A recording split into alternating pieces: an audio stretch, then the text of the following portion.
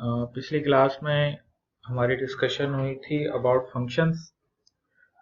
Function से अगला जो टॉपिक अब हम डिस्कस करने जा रहे हैं वो लिस्ट डेटा टाइप है, उसको अंडरस्टैंड करेंगे। तो ये गूगल कोलैब मैंने यहाँ पर ओपन कर लिया है और गूगल कोलैब के अंदर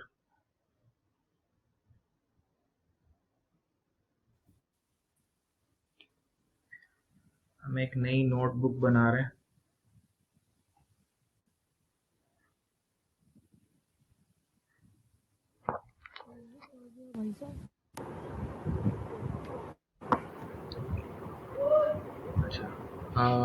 आज जो टॉपिक हम डिस्कस करेंगे वो है लिस्ट।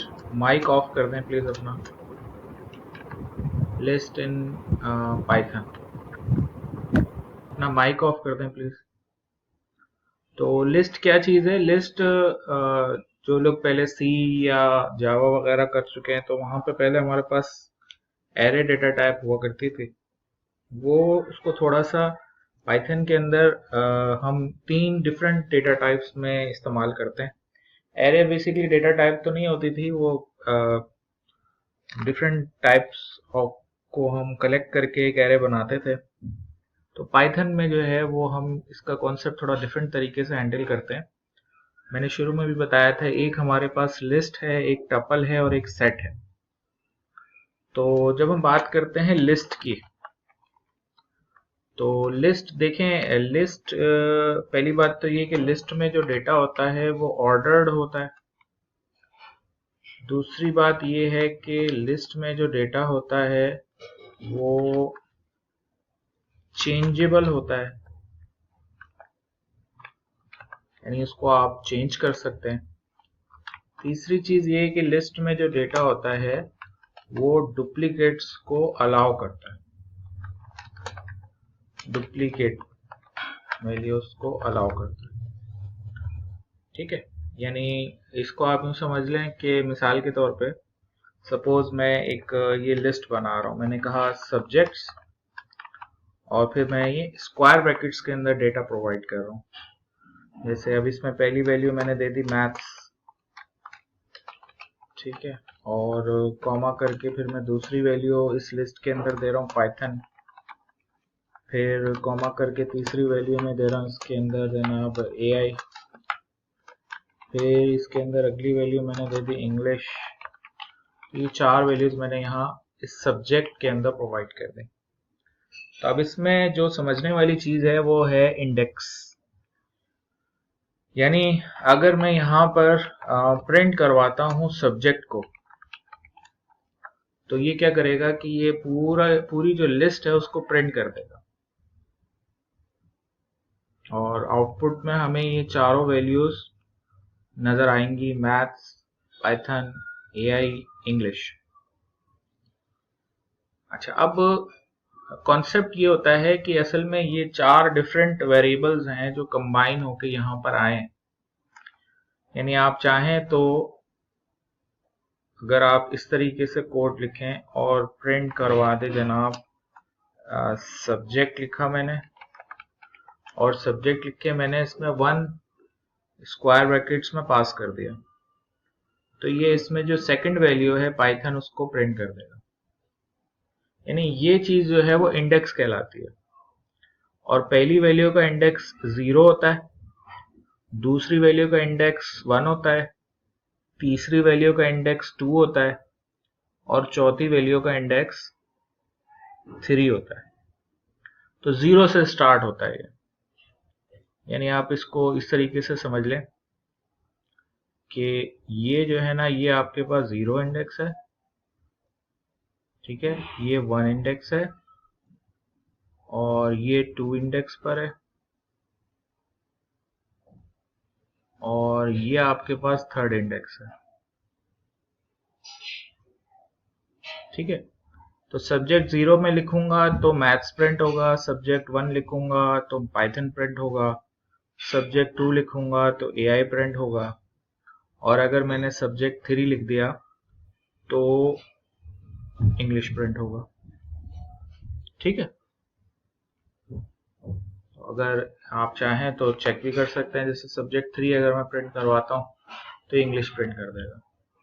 टोटल 4 वैल्यूज हैं। अगर मैंने यहाँ पर इंडेक्स 4 दे दिया और फिर प्रिंट करवाने की कोशिश की तो ये एरर दे देगा और ये list index out of range exception आ जाएगी और ये इंडेक्स एरर कहला रहा है ये कि इसमें वैल्यूज जो हैं वो टोटल 4 हैं और मैं 5वीं वैल्यू एक्सेस करने की कोशिश कर रहा हूँ।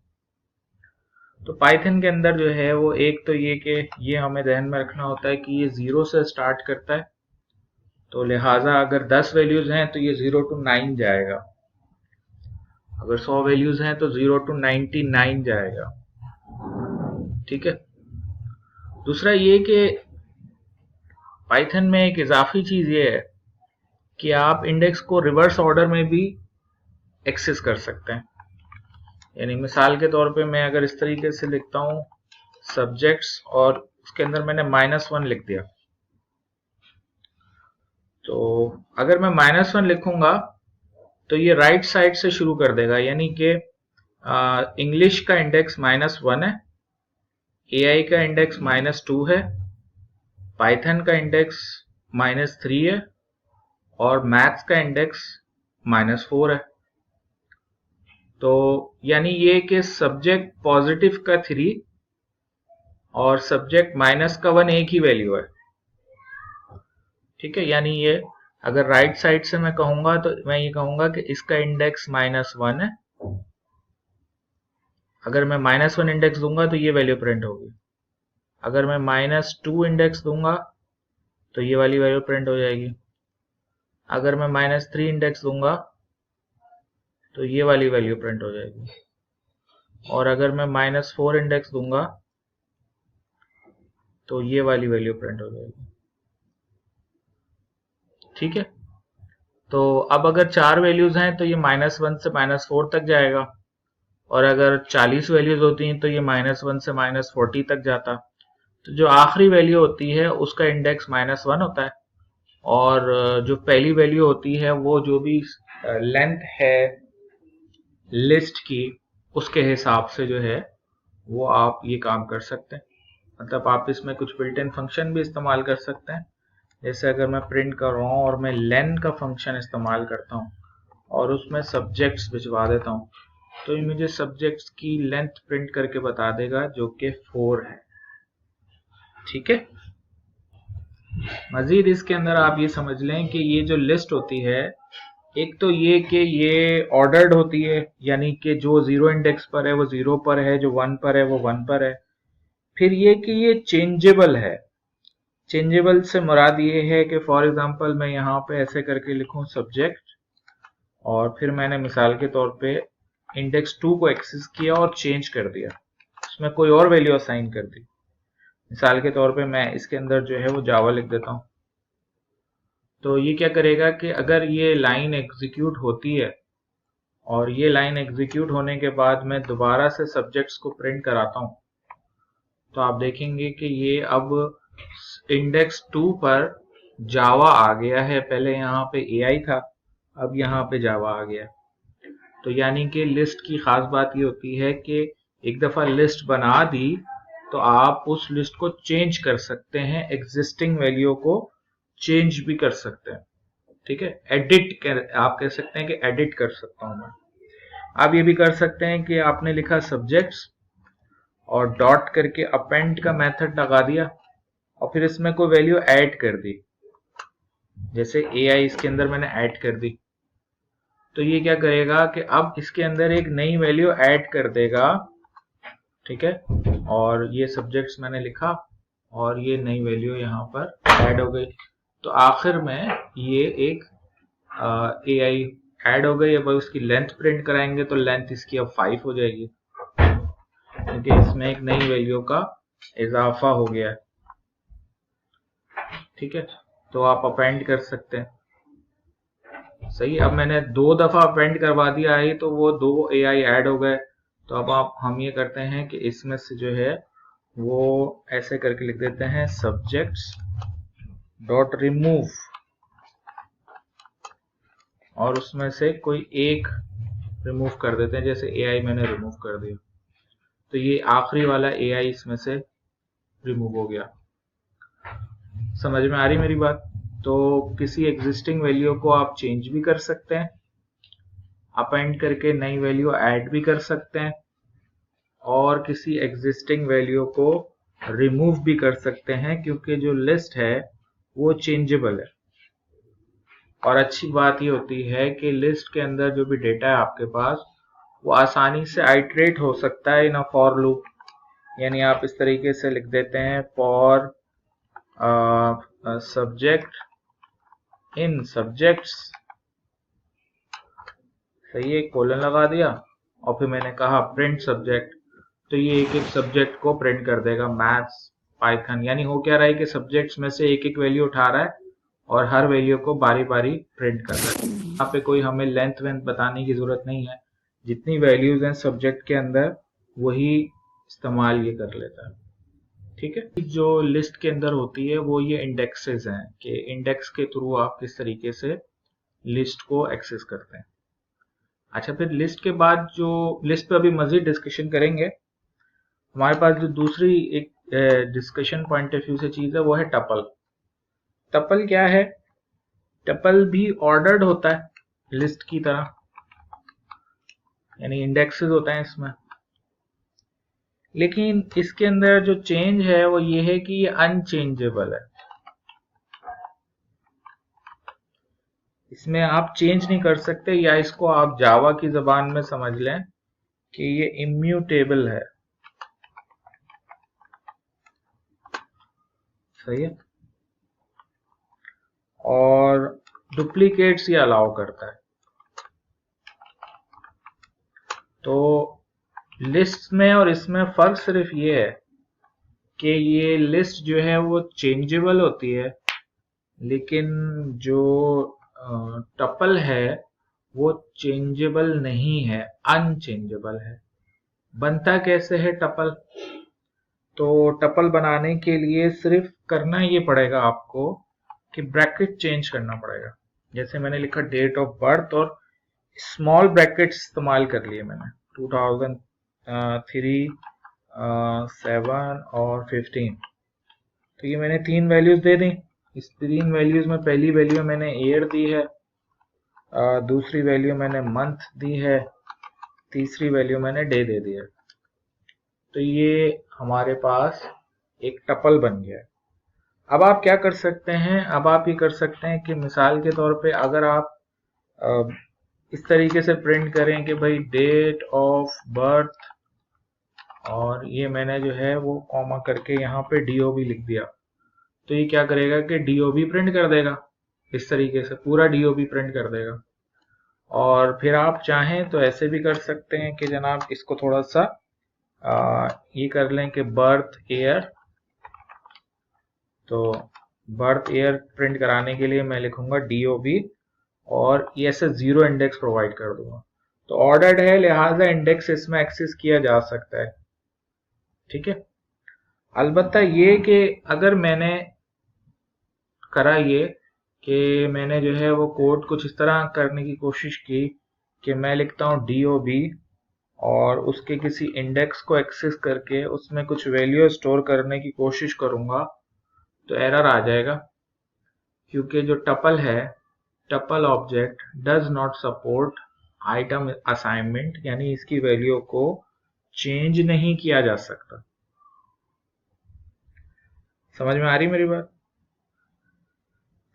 या अगर मैं ये करूं कि जनाब मैंने जो है वो टपल बनाया और टपल बनाने के बाद जो है मैं उसको अंदर कुछ अपेंड करने की कोशिश करूं, जैसे मैं डीओबी डॉट अपेंड लिखता हूं और अपेंड करके इसमें मैंने कोई भी वैल्यू ऐड करवा दी, ठीक है, और एग्जीक्यूट किया, फिर एरर आ जाएगा कि tuple object has no attribute append.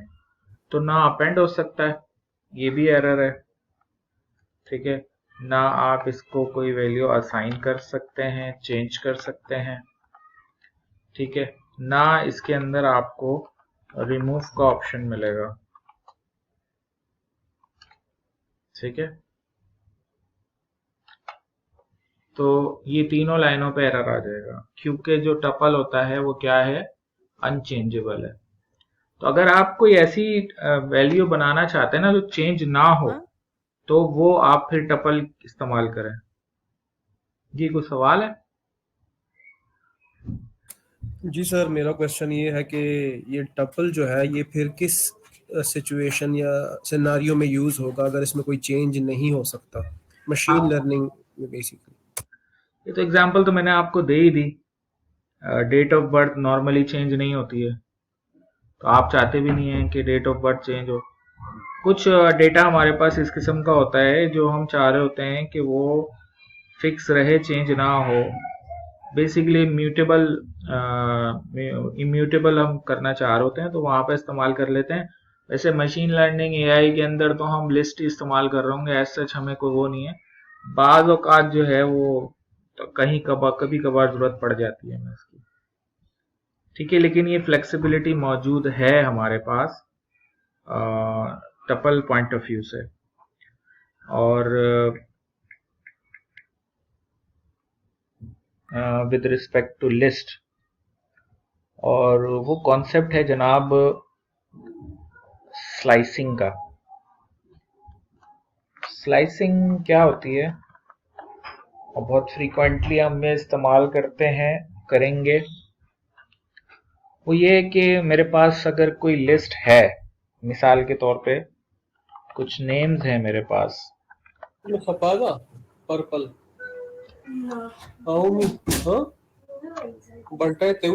Mic खुला हुआ है आपका।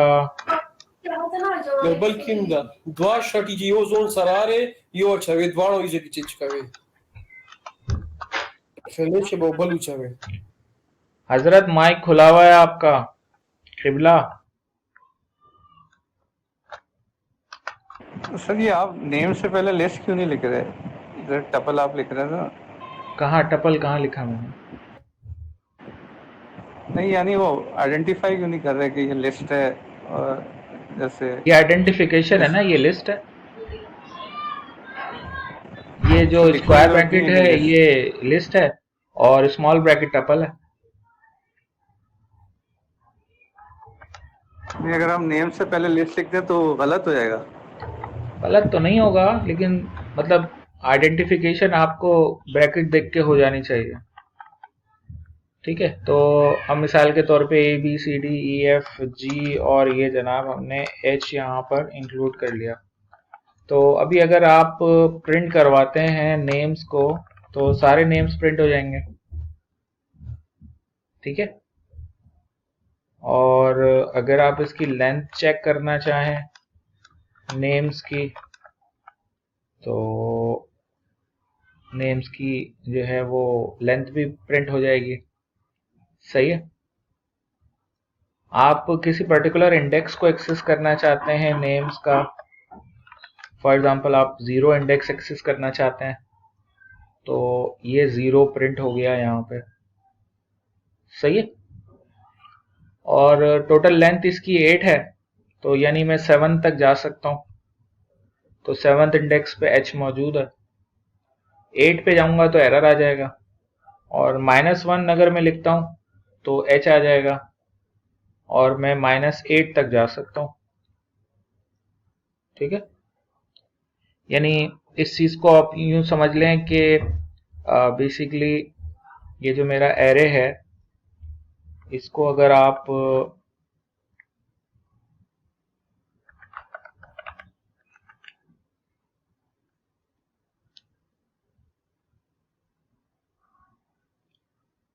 एक्सेल के ऊपर अगर मैं कुछ सेल्स बनाऊं,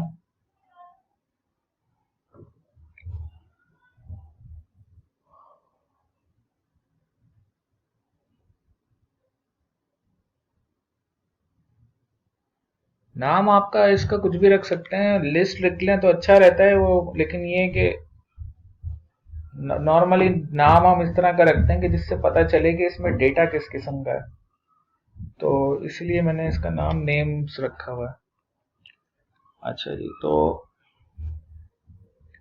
अब जैसे हमारे पास ये डेटा मौजूद है, क्या क्या डेटा मौजूद है कि भाई एक हमारे पास A वैल्यू है, एक B है, एक C है, एक D है, एक E है, एक F है, एक G है और एक H है। तो ये जो सारा डेटा हमारे सामने मौजूद है, इस डेटा के अंदर जनाब हमें ये समझ में आ रहा है कि इसका जो इंडेक्स है ना, ये वाला जो हमारे पास वैल्यू है, ये जो एरे बना हुआ है हमारा,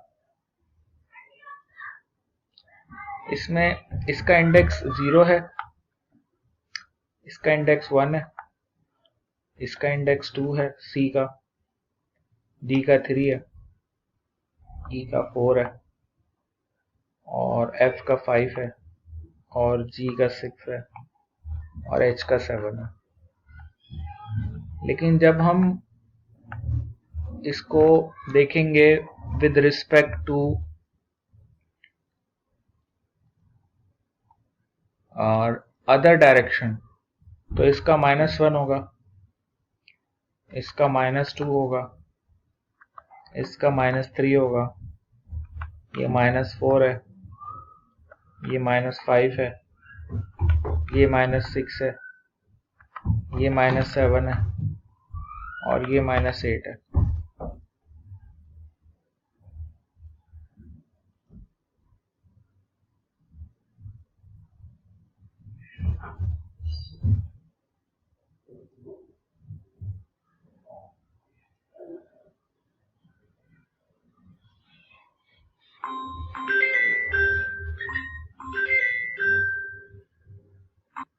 चलें, तो मैं ये बता रहा था आपको कि ये जो वैल्यूज हैं इनके इंडेक्सेस हैं ये, ठीक है।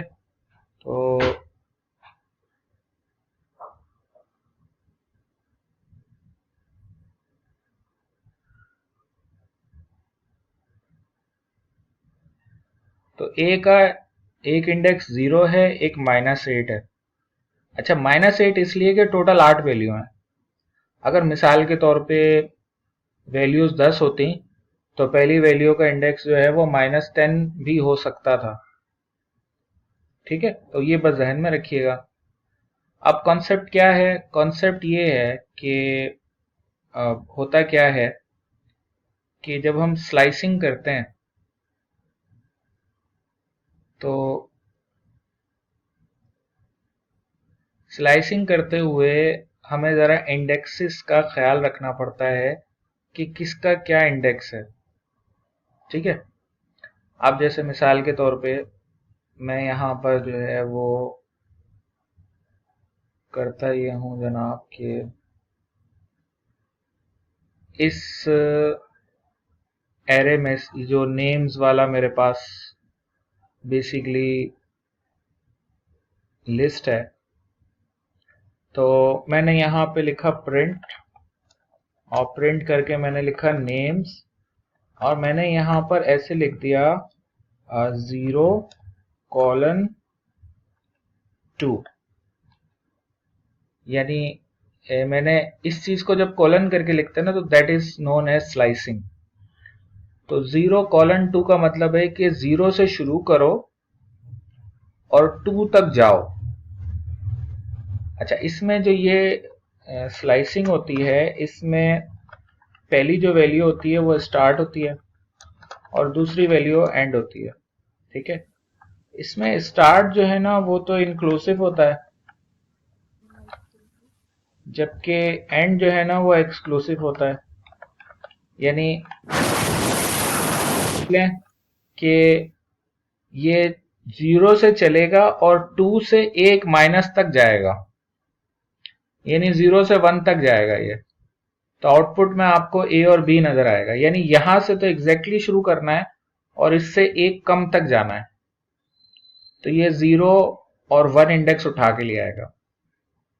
अगर मैं यहां मिसाल के तौर पे 0.5 दे देता हूं, तो अब ये जो स्लाइस उठाएगा ना वो 0 से लेके 4 तक लेके जाएगा, यानी ए से लेके ई तक जाएगा। मेरी बात समझ में आ रही है? हाँ भाई। अच्छा, इसी यस जी, क्या कह रहे हैं? यस सर, आ रही है, थैंक यू। अच्छा, अब इसमें अगर मैंने गड़बड़ कर दी, मिसाल के तौर पे मैं यहाँ पे 10 लिख देता हूँ, तो 10 तो यहाँ पे है ही नहीं, तो ये एरर जनरेट कर देना चाहिए, लेकिन स्लाइसिंग में नहीं करता ये। अगर वैल्यू मैंने ऐसी दे दी जो बिल्कुल ही बाहर है, तो ये बस कंसिडर करता है कि उसको एंड तक ले जाएगा। तो ये इंडेक्सिंग वाला कॉन्सेप्ट जो एरर आता है वो इसमें नहीं आएगा, बहरहाल ये एंड तक ले जाता है। अच्छा, इसमें यह भी है कि आप जरूरी नहीं है कि 0 से शुरू करें, आप शुरू करें 2 से और 5 तक चले जाएं सपोज। तो अब क्या होगा, ये 2 से शुरू करेगा और 5 से एक माइनस तक लेके जाएगा, तो आपके पास आ जाएगा सी, डी और ई। सही है? अच्छा, क्लियर है? इसमें कोई कंफ्यूजन तो नहीं है?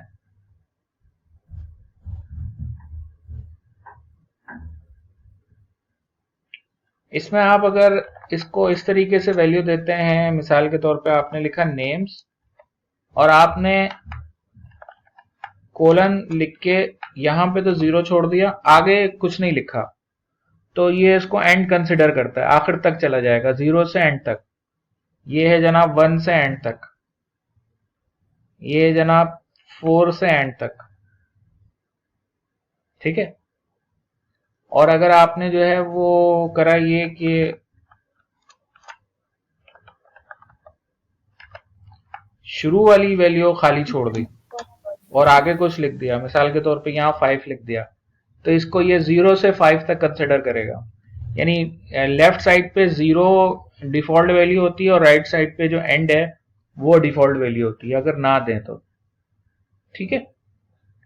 फिर इसमें ज्यादा इंटरेस्टिंग मामला ये होता है कि आप ये भी कर सकते हैं कि आप जो है ना वो स्लाइसिंग नेगेटिव नंबर्स के साथ करें।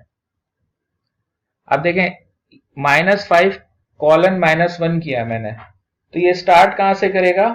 -5 से करेगा और जाएगा कहां तक? -1 से। तो कोई मुझे बताएगा क्या रिजल्ट आएगा?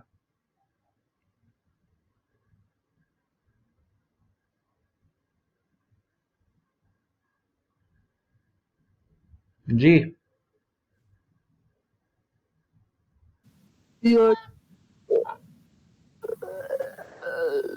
D to H, sir.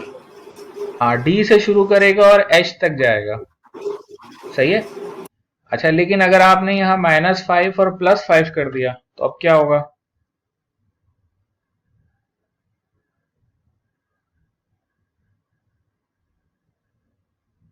D होगा सर। D से F तक जाएगा सर। हाँ, डी से एफ तक जाएगा। ये समझ में आ रही मेरी बात? और डी से एफ में जब जाएगा तो ये जो एफ तक जाने वाला मामला होता है ना, ये एक्सक्लूसिव होता है। जैसे जब -1 हमने करा था तो ये डी से एच तक नहीं जाएगा बल्कि एक पीछे तक जाएगा, यानी -2 तक जाएगा। और इसी तरीके से ये एक्सक्लूसिव होता है, चाहे माइनस में लिखें चाहे प्लस में लिखें। तो इसका ये कॉन्सेप्ट है स्लाइसिंग का। बस इसमें ध्यान आपने ये रखना है कि बेसिकली एक तो पॉजिटिव इंडेक्स है और एक नेगेटिव इंडेक्स है। तो negative index right to left चलता है, जबकि पॉजिटिव इंडेक्स जो है वो लेफ्ट टू राइट चलता है। पॉजिटिव 0 से स्टार्ट होता है और एंड तक जाता है, जबकि नेगेटिव -1 राइट साइड से शुरू होकर जो भी लेंथ है वो पीछे होते होते इस तरीके से आ जाती है। सही है?